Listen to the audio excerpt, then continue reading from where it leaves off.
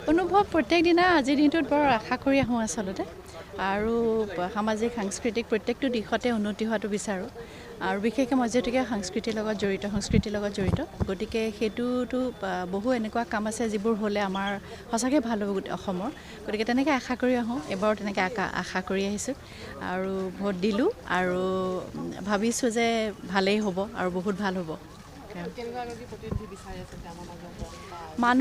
মানুহৰ মাজৰ হ'ব লাগে আচলতে মানে এনেকুৱা ধৰণৰ মানুহ এজন হ'ব লাগে যাক আমি ইজিলি এপ্ৰ'চ কৰিব পাৰোঁ মানে আমাৰ মাজৰে এজন যেন হ'ব লাগে